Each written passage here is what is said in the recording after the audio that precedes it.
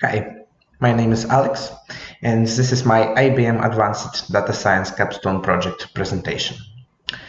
I'm going to explore optical coherence tomography image dataset. I'm going to create a couple of machine learning and deep learning models for retinal disorder classification. Then I compare the accuracy of these models and choose one that fit best. Okay. OCT is a non-invasive imaging technique relying on low coherence interferometry to generate in vivo cross-sectional imagery of ocular tissues. Retinal OCT is an imaging technique used to capture high-resolution cross-sections of the retinas of patients, as you can see on the image. Approximately 30 million OCT scans are performed each year, and the analysis and interpretation of these images takes up a significant amount of time. Datasets that I'm going to analyze were taken from Kaggle resource, and you can see the URL here. Images has been already split into 4 categories. We have images with a normal state of retinas, and also we have 3 categories of retinous disorders. On this slide we can see an image of normal retina state with preserved foveal contour and absence of any retinal fluid edema. Next, let's have a look on the 3 categories of retinal disorders. One of them is CNV, choroidal neovascularization, via neovascular membrane and associated subretinal fluid. The other one is DME, diabetical macular edema, with retinal thickening associated intraretinal fluid. And the last one is a multiple drusen present in early AMD. As you can see on the image, each disorder has some unique visual artifacts, and these artifacts allow to build classification model. For my project, I use the following list of technologies. First of all, it's IBM Watson Studio with Python programming language. I also used IBM Cloud Object Storage for storing image data. Also, I used following list of Python libraries. It's IBM Boto 3 for working with IBM Cloud Object Storage. It's OpenCV for some image processing routine. It's a scikit-learn and Keras for building, training, and actually evaluating of machine learning and deep learning models. Okay, let's begin ETL process. As I mentioned before, images of our data set has been already split into 4 categories. I'm not going to use all provided data set for demonstration now because it's huge. Instead, I randomly choose 2000 images for each category, as you can see. Then I zip it, this folder, and upload it to my IBM Cloud Object Storage. You can see it in my Watson project. In the first part of work, I'm going to use standard machine learning algorithms for image classification. Let me briefly demonstrate the code. First of all, we need to extract data from our zip archive that's located in IBM Cloud Object Storage. So here is the credentials to this file, and next I'm going to use IBM Boto 3 library to extract images from zip archive. IBM Boto 3 is a IBM Cloud Object Storage library for Python, which allows us to write software that makes use of IBM Cloud Object Storage service. IBM Boto 3 provides an easy-to-use object-oriented API as well as low-level direct service access. Then, after we get our file, I'm going to use zip file little library to extract data. Let's wait for a second. Okay, next. Extract images. Let's check OCT folder.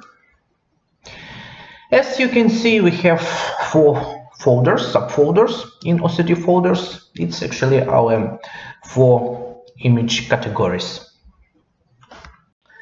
The next, let's prepare a list of features and labels to work with. Let's take image pass and randomly shuffle it. Then we load images. We load each image, resize it to 64 pixels and flatten it. Flattening the image allows us to pass the raw pixel intensity to the model.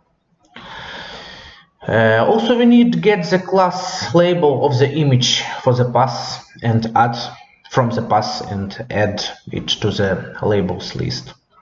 The labels list contains the classes that correspond to each image in the data list. I'm going to use OpenCV library for image processing, so do it.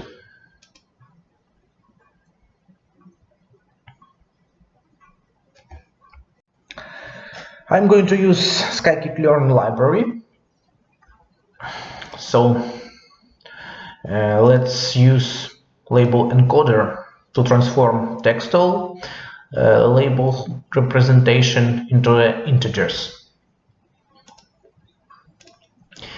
Then I'm going to use train test split function to perform a training and testing data split. I'm going to use 75% of the data for training and 25% for testing. Okay, let's do it. Okay, now I'm going to build and compare 3 machine learning algorithms for retinal disorders classification. It's a logistic regression, it's a decision tree classifier, and it's a random forest classifier. First is a logistic regression. Yes, also I'm going to use classification report util from scikit-learn, which provide us information about model result evaluation. Let's build logistic regression model. We train it, then we test it and evaluate it.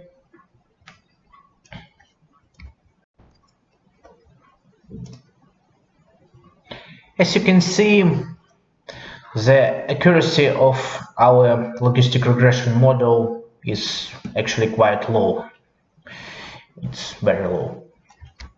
Next one is a decision tree classifier. And again, we build it,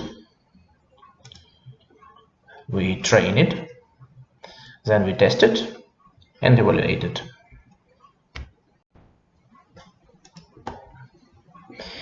And again, we can see that accuracy of our decision tree classifier model is very low. The last one is a random forest classifier. Let's check it. And evaluate it. Well, as you can see, the random forest classifier is the best one from this, but nevertheless, it's still very low accuracy on the multiple Drusen disorder, and it's strange, but it's low accuracy on normal images, normal label. So we can conclude that the standard machine learning algorithms, it's probably are not applicable to our task. So the next step is apply deep learning approach let's build a convolutional neural network. Okay, let's check the data. It's still here, it's great. Next, we again prepare a list of features and labels, and for each image we load it and resize it to 64 pixels. There is no need to perform feature extraction because it's convolutional neural network. It's operate directly on the pixels of our input images, but we still need to scale our pixels intentions to the range of from 0 to 1. So we divide it by 20 to 255. Okay.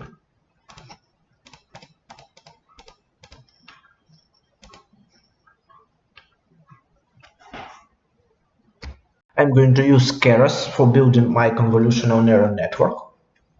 Actually, I'm going to use some like of VGG convolutional neural network, some basic principles of it. It's a 3x3 convolutions I used, and convolution layers are stacked on top of each other prior to applying a pooling operation. So let's do it. And again, we are using train test split function to perform a train and test data split. It's 75% for training and 25% for testing. I'm also using label binarizer here to encode the labels, converting them from strings to integers. As you can see, feed transform finds all unique class labels in train and then transforms them into one-hot encoder labels. Transform on test performs just the one-hot encoding steps. I'm also going to use image data generator. It's a tool that allows us to applying some random shifts, rotation, scaling to existing training data. It's very useful and usually leads to models that generalize better. Okay, let's build it. Here are our convolutional neural network. And we're ready to train it.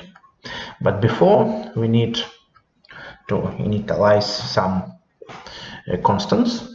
It's a learning rate, number of epochs, it's 18, and batch size 32. We also create a Dagart optimizer, and let's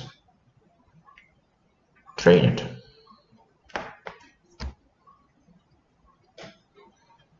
Well, as you can see, we will have to wait some time. It's done. And now we can move forward.